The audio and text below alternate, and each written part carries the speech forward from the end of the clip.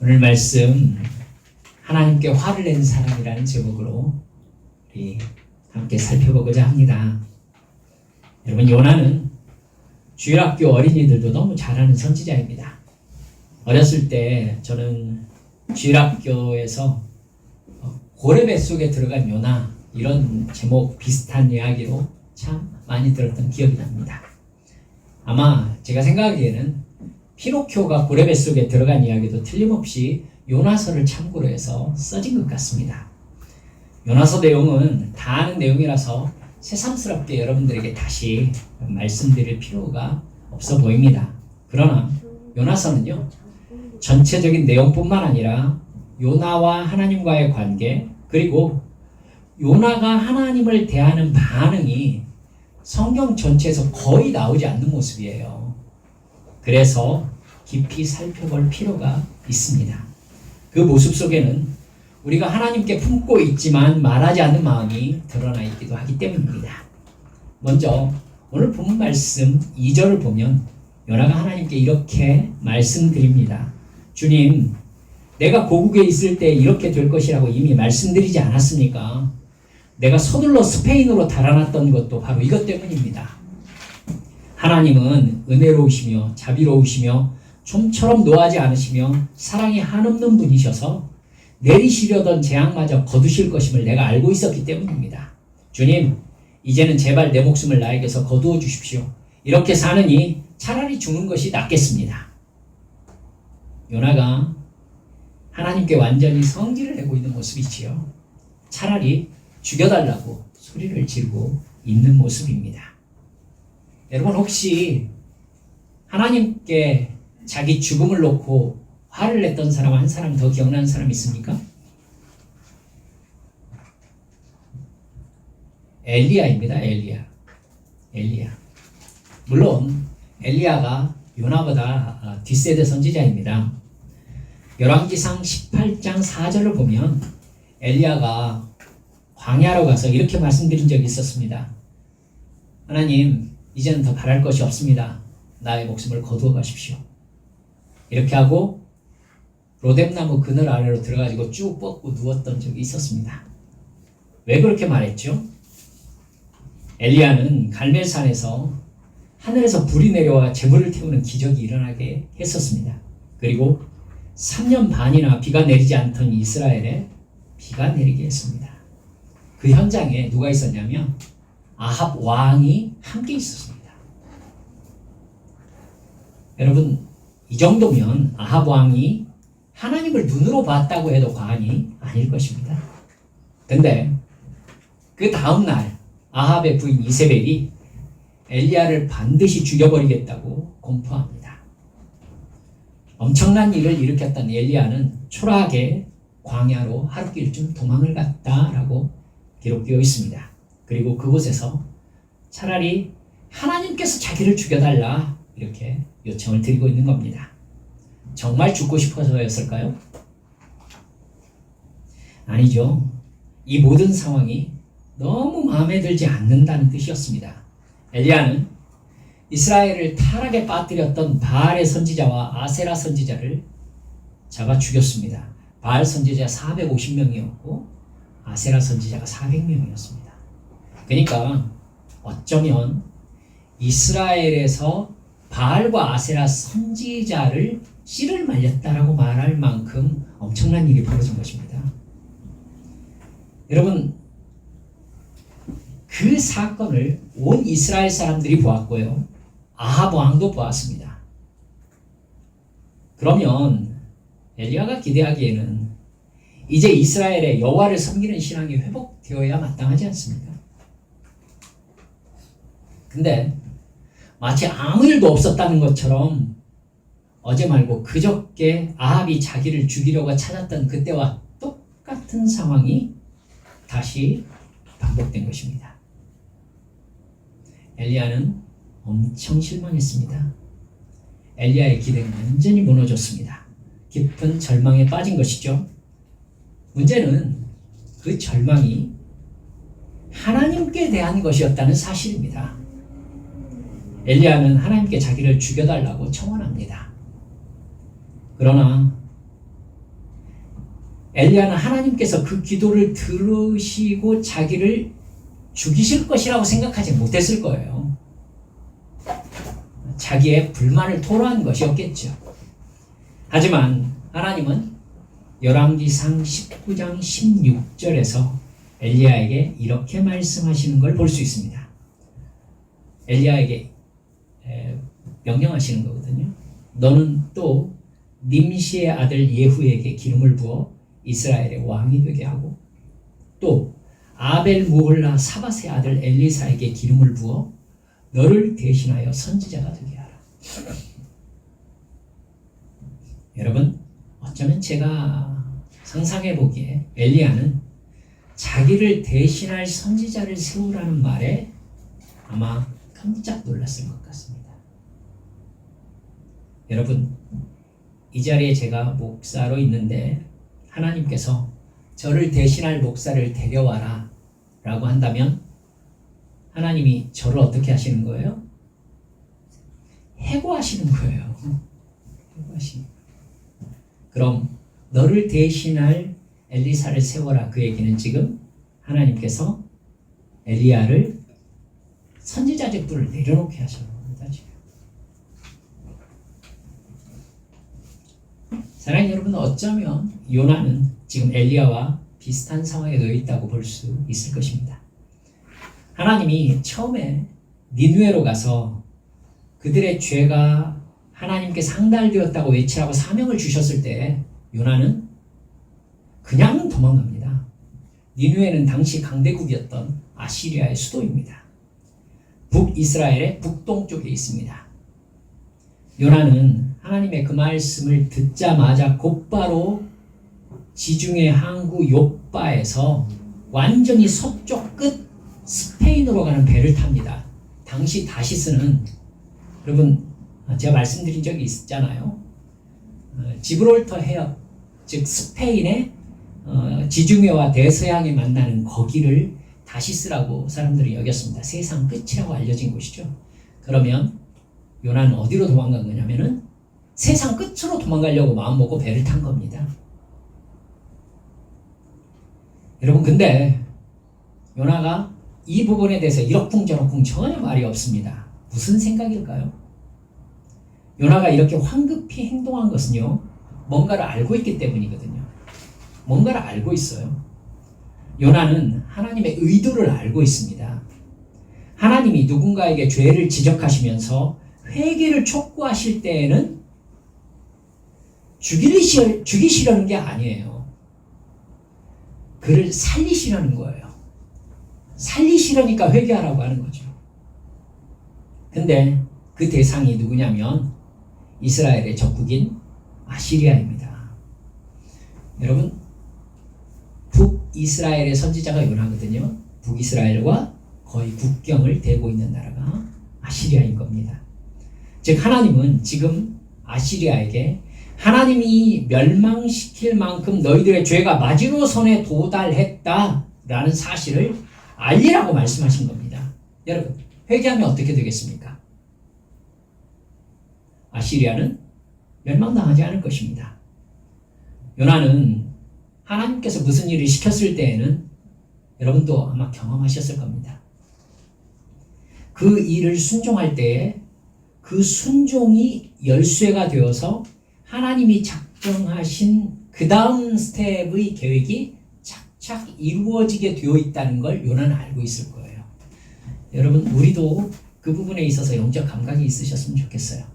하나님이 누군가에게 무언가를 하라고 하실 때 그것을 순종했을 때에는 그것은 하나님의 어떤 시스템에 문을 여는 열쇠가 됩니다. 그래서 그 순종으로 말미암아 하나님의 어떤 일이 진행되는 스타트가 되는 거예요. 방아쇠라고 하잖아요. 스타트가 되면 그 다음 일이 이걸로 인해서 일어나고, 그래서 그 일로 말미암아 그 다음 일이 일어나는 도미노가 쫙 연결이 되는 겁니다. 요나는 그걸 알고 있는 겁니다. 여러분, 요나 자기가 니느웨에 가서 죄악을 고하면 니느웨가 어떻게 될 것을 알고 있죠? 회개할 것이라고 알고 있는 거예요. 이건 여러분 사실은 말이 안 됩니다. 니느웨가 여러분 니느웨가 왜 여호와 하나님의 말씀을 듣고 회개를 합니까? 말도 안 되는 얘기예요. 이건 전혀 다른 종교의 세계거든요. 근데 요나는 알고 있어요. 사실 그들이 회개할 것이라는 기대가 없으면 요나가 도망갈 일이 없잖아요. 근데 요나는 알고 있는 거예요.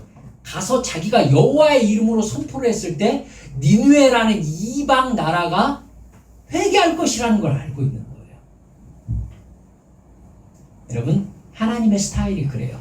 하나가 이루어지면 그 다음 것이 자연스럽게 이루어지도록 이미 세팅이 맞춰져 있어요.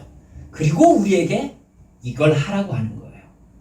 요나가 그걸 알기 때문에 다시스로 날라버린 겁니다.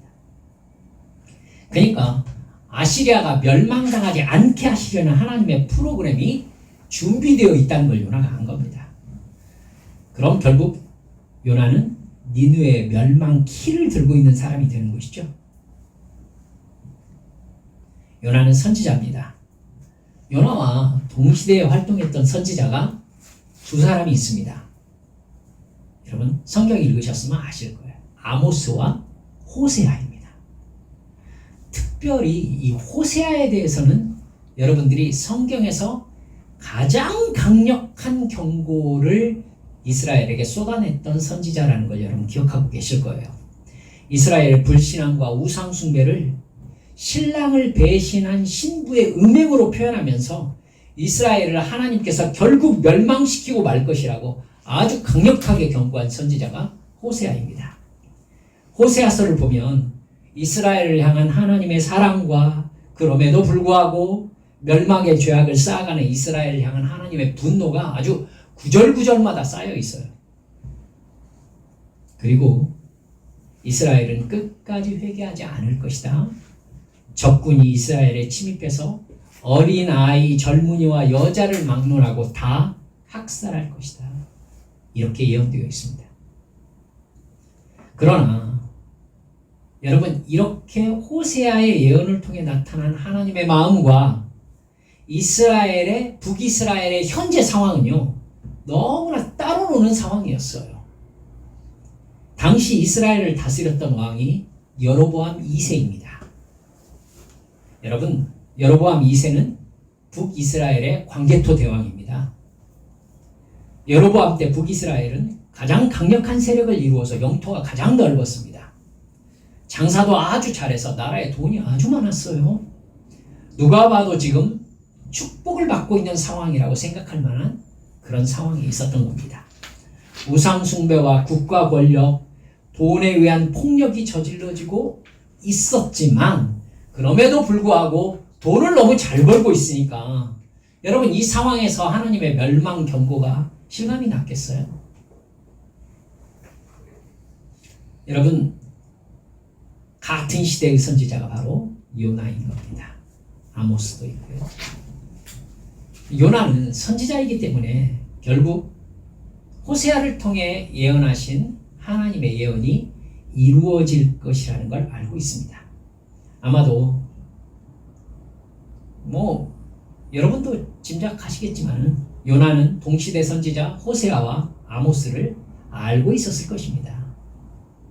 그렇게 신랄하게 잘 나가고 있는 왕을 비난하는 선지자를 요나가 몰랐을 리가 없죠.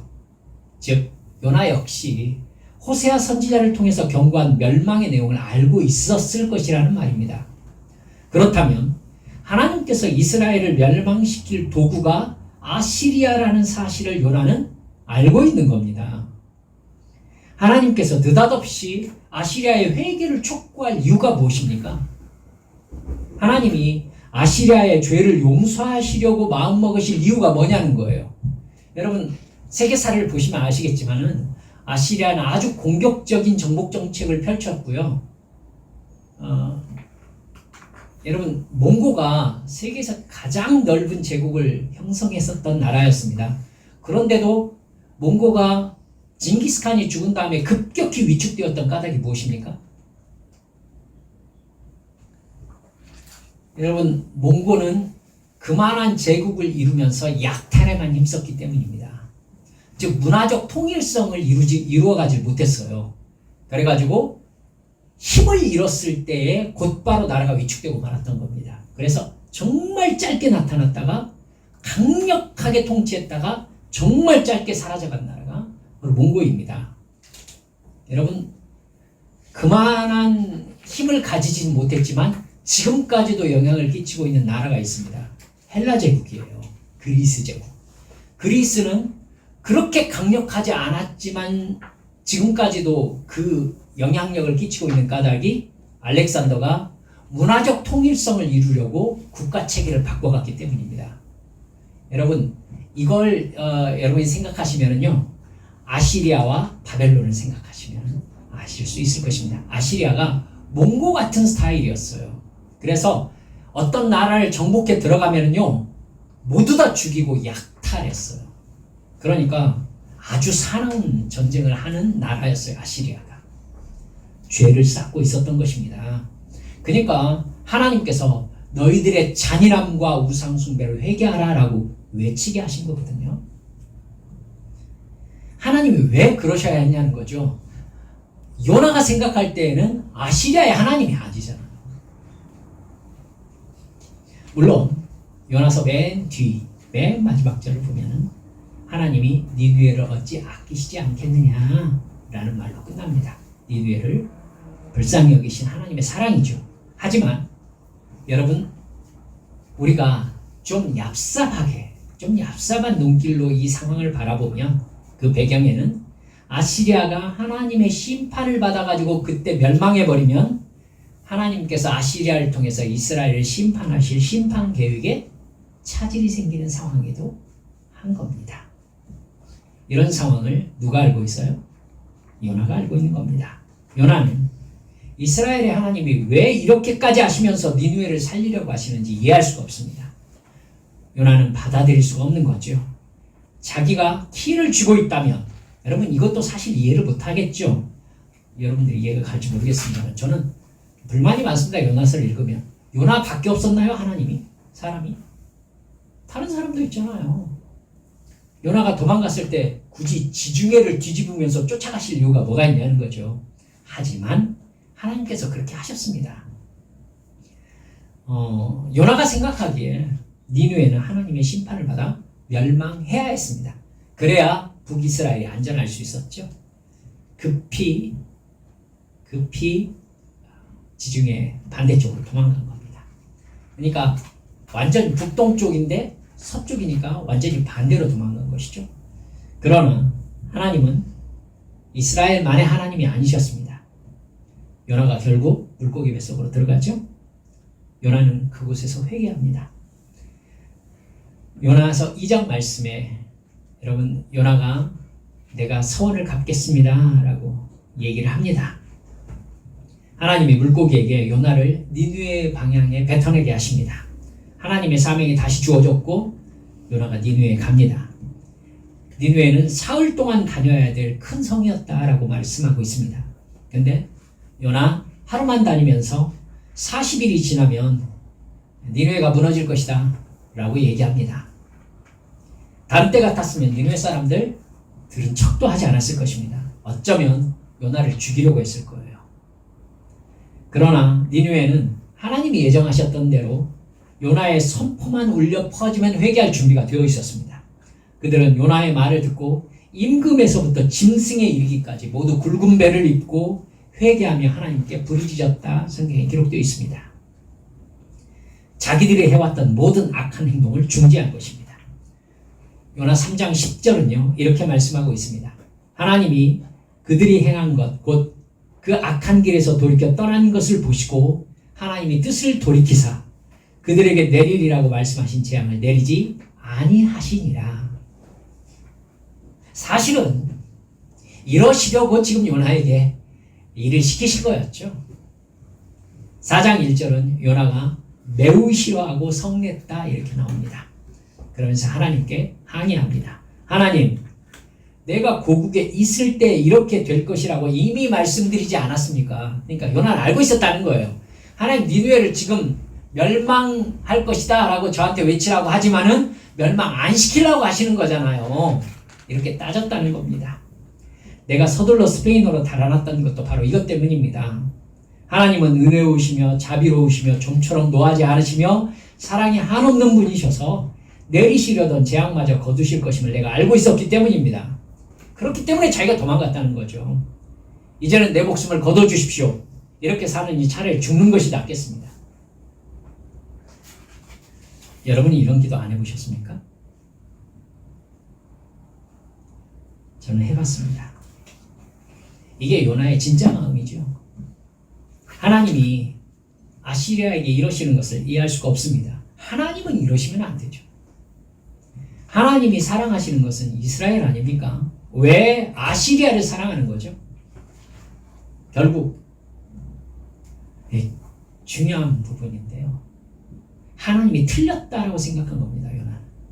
하나님이 이러시면 안 된다라고 생각한 거예요. 하나님이 틀렸다는 게 무슨 뜻이죠? 요나는 하나님을 악하다고 정죄한 것입니다. 그렇게까지 아닙니까? 잘 생각하세요. 요나는 하나님의 명령을 수행할 수가 없었습니다. 자기가 생각할 때 하나님이 틀리셨어요. 그리고 이건 틀림없이 하나님의 악함이었습니다. 요나가 무슨 상태죠? 하나님보다 중요한 것이 있는 상태입니다. 요나를 움직이는 최후의 동기는 하나님이 아니었어요. 적어도 그에게 가장 우선인 것이 민족성이 되자 하나님이 아시리아를 사랑하셔서 회개시키고 용서하시는다는 것은 하나님이 틀린 행동이 되고 하나님이 악한 것이 된 것입니다. 아시리아를 이용하셔서 이스라엘의 죄악을 심판하시는 하나님은 악하다라고 생각하고 있었다는 것도 충분히 알 수 있겠죠. 결국 요나의 우상은 자신이었던 겁니다. 그는 하나님보다 자신의 생각을 더 우선했습니다. 자기와 다른 하나님은 틀렸습니다. 틀렸다는 것은 악하다는 것이죠. 선하지 않다는 것은 악하다는 거예요. 중간 지역은 없습니다. 여기서 우리 마음을 깊이 들여다볼 수 있기를 바랍니다. 내가 가장 우선시하는 것이 무엇이죠? 하나님입니까? 하나님 없이는 살 수가 없습니까? 하나님 말고 없으면 못 사는 것이 있다면 그게 우상입니다. 우리가 하나님이 아닌 다른 것을 위해서 살기 시작하면요, 즉 우상 숭배자가 되면 사탄은 우리의 마음과 생각을 마음껏 가지고 놀 수 있습니다. 여러분 기억하세요. 사업이 나의 가장 우선순위라면 사탄은 사업으로 내 영혼을 파산시킬 수 있습니다. 다시 말씀드려요. 돈이 내 가장 우선순위라면 사탄은 돈으로 나의 영혼을 파산시킬 수 있습니다.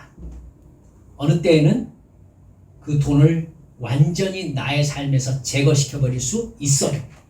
사탄이. 그래서 내가 하나님께 성질내면서 하나님 어떻게 나에게 이러실 수가 있습니까? 라고 불신앙으로 완전히 돌아서게 만들 수 있어요. 요나가 이스라엘을 향한 민족성에 경도되어 있을 때, 붙잡혀 있을 때, 여러분, 그는 하나님을 적으로 생각했어요. 내가 돈을 벌려고 살고 있잖아요. 그러면 내 삶에서 사탄은 돈을 얼마든지 제거할 수 있어요. 그러면 아마 그때는 내가 하나님을 적으로 생각하게 될 거예요. 결국 영혼이 파산하는 겁니다. 돈을 몽땅 주실 수도 있어요. 몽땅 사탄이 주게 할 수도 있다고요. 내가 돈을 많이 벌 수도 있어요. 하지만 여러분 성경 읽어서 그건 더 정확하게 아실 거예요. 솔로몬에게 어마어마한 돈이 주어졌을 때 그의 영혼은 파산했습니다. 중요한 건 이거예요. 내가 누굴 위해 사느냐? 무엇을 위해 사느냐? 여러분, 돈을 위해 살면은요, 돈을 없애든지 주든지 해가지고 내 영혼을 파산시키는 게 가능해진다고요. 건강이 가장 우선이라면 사탄은 얼마든지 나의 건강을 무너뜨릴 수 있습니다. 가정이 최우선이라면요, 놀랍게도 사탄은 가정도 무너뜨릴 수 있습니다. 여러분 읽으셨을 것입니다. 하나님은 사탄에게 욥의 가정과 돈과 인간관계를 모두 무너뜨리는 것을 허락하셨습니다. 왜겠어요? 욥, 너에게 가장 중요한 가치가 하나님인 것을 내가 확인하겠다는 것입니다.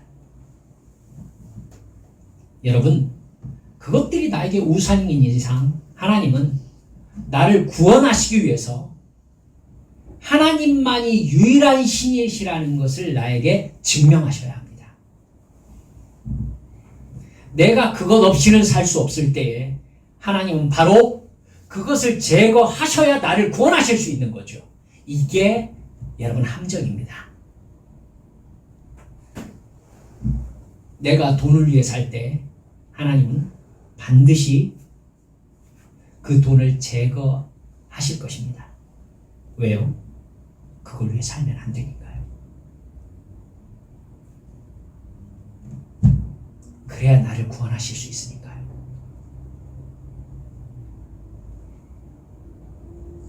여러분, 바로 그때 사람은, 거의 모든 사람은 하나님께 항의합니다.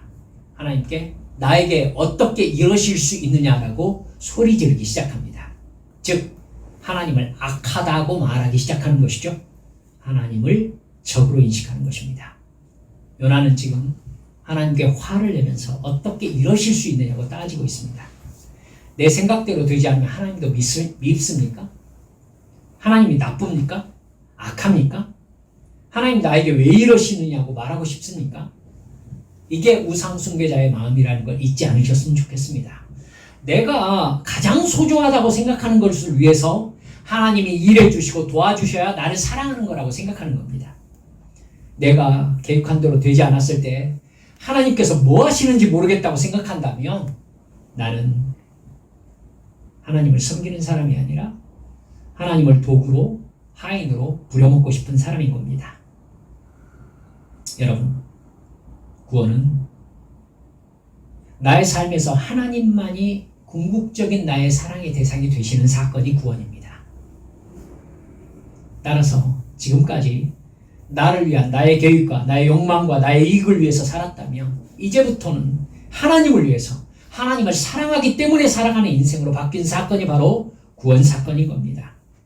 구원은 지금부터 나는 완전히 하나님의 자녀가 되었고 예수님의 신부가 되었다. 그래서 지금부터 내가 처한 모든 상황은 하나님의 인도하심 속에서 일어나는 상황입니다. 라고 진정으로 고백하게 되는 사건이 바로 구원의 사건이고 거듭남의 사건인 겁니다.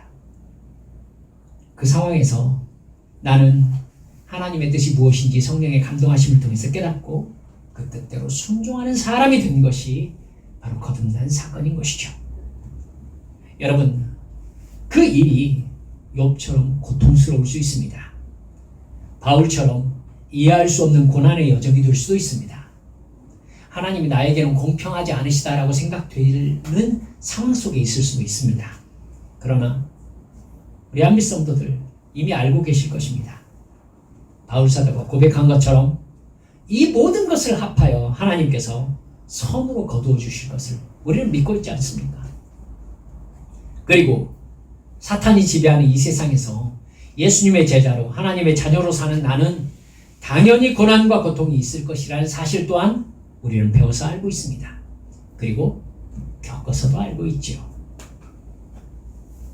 오늘 살펴보았던 요나의 영적 상태처럼 내가 정말 예수님을 사랑하지 않으면 내 옛사람의 욕망은 끝까지 나를 지배하려고 합니다. 예수님보다 나를 사랑하면 우리는 예수님의 말씀에 순종할 수 없습니다. 나의 이익을 따라가라는 사탄의 유혹에 저항 없이 빠져들어갑니다. 여러분 들어가 보셨을 것입니다. 우리가 읽은 본문 4절에서 하나님이 이렇게 말씀하십니다. 요나야, 네가 성내는 것이 옳으냐?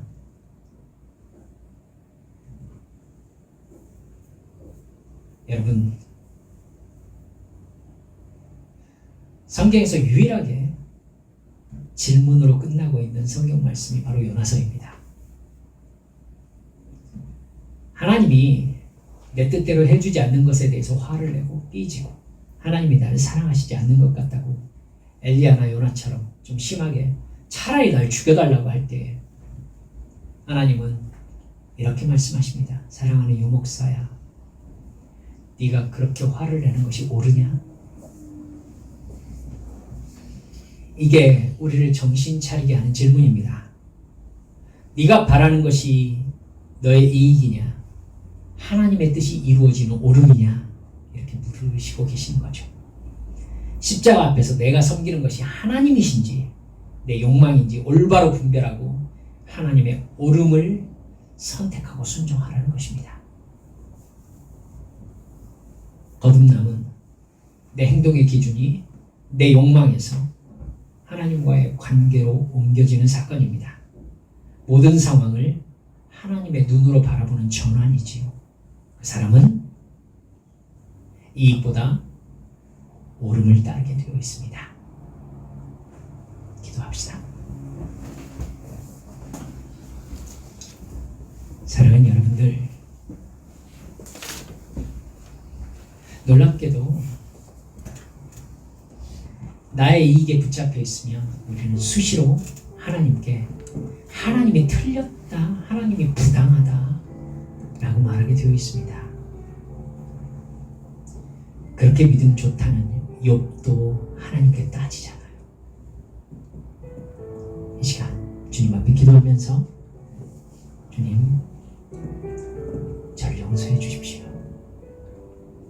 하나님이 부당하다고, 하나님이 틀렸다고 왜 나에게 이러시느냐고, 어떻게 이러실 수 있느냐고.